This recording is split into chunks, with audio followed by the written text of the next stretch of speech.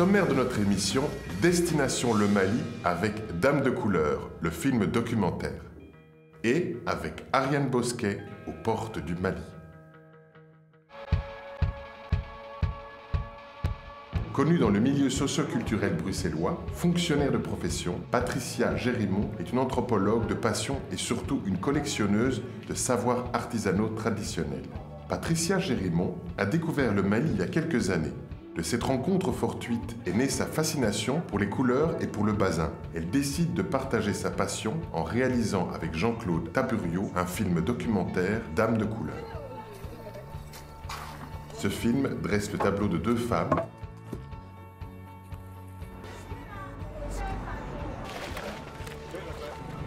Sanata produit des basins colorés à Bamako. Diko vit en brousse.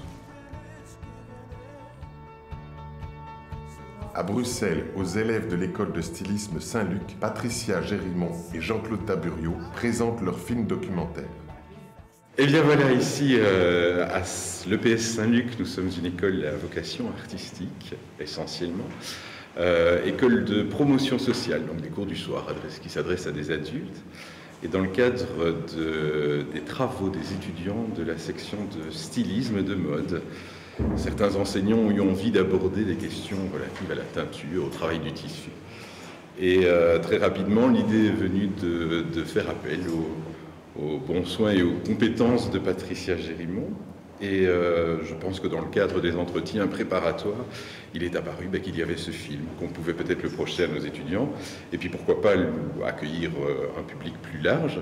On espère que cette première collaboration avec le Centre Vidéo de Bruxelles pourra éventuellement déboucher sur des collaborations futures, pourquoi pas. Alors, je m'appelle Marianne Housteau, je suis productrice au Centre Vidéo de Bruxelles.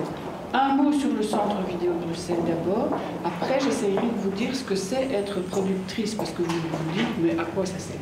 Alors, le Centre Vidéo de Bruxelles est une ASBL qui existe depuis un peu plus de 30 ans maintenant. C'est un atelier de production documentaire reconnu par la communauté française et qui a en charge de produire des documentaires qui sont soit amenés par des réalisateurs qui viennent nous trouver et qui veulent traiter d'un sujet, soit parfois nous prenons l'initiative de mettre en production certains sujets, certains films. Et je pense que ce qui est beau dans le film, c'est l'idée que non seulement il y a un travail artistique et un travail de mémoire qui se perpétue et qui est magnifique, pour ce que je peux en dire, mais c'est aussi un travail qui contribue, qui en tout cas essaye de faire son chemin par rapport à l'autonomie des femmes, à leur liberté, leur autonomie financière, ce qu'elles peuvent faire pour élever leur famille le plus dignement, et je voulais le remarquer.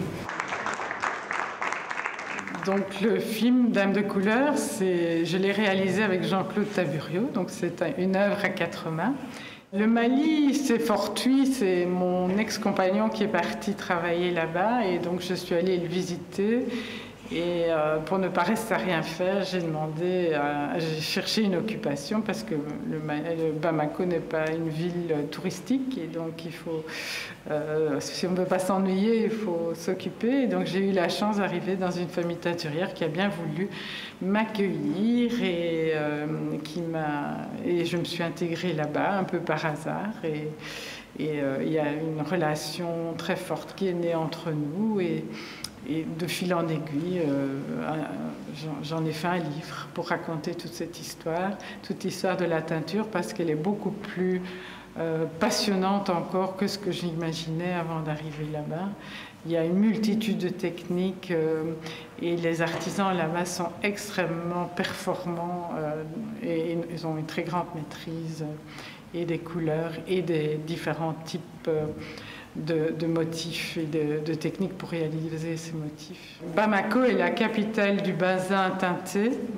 Il est réputé dans toute l'Afrique de l'Ouest et bien au-delà, même en Afrique centrale. Des gens viennent de partout pour acheter le basin teinté malien, le tchouk malien, comme on dit au Sénégal, dont les femmes sont folles à l'extérieur du Mali.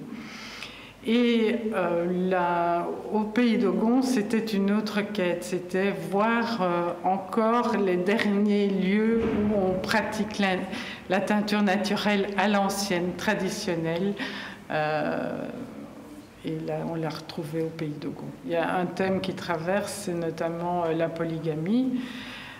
C'est aussi le mariage traditionnel au Pays Dogon, où la teinturière, elle est mariée avec son oncle, donc au sein même de la famille. Donc c'est vraiment les mariages endogames. C'est tout ça qu'on voulait montrer également.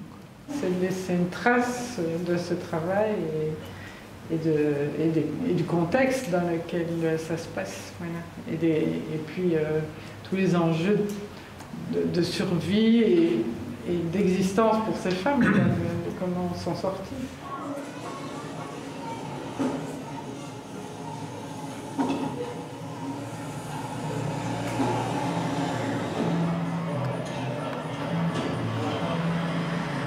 Et alors au Pays Dogon, c'est encore un peu les dernières à faire de l'indigo semi-naturel, c'est-à-dire que pour accélérer, comme je vous ai expliqué, pour aller plus vite, elle rajoute de l'indigo chimique. Mais c'est quand même la méthode traditionnelle par fermentation. Et elle expliquait justement qu'il fallait réinventer parfois des recettes, parce que les recettes anciennes, parfois utilisaient des produits qui étaient soit mauvais pour la santé, soit qui étaient...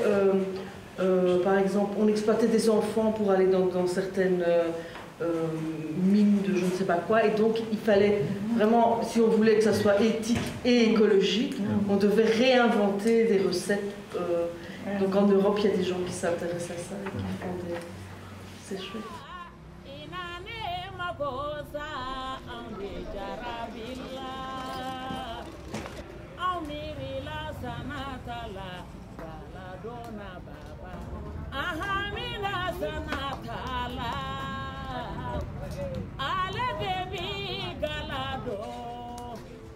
Galado nyumakadi sanata ye ne miri la deli de la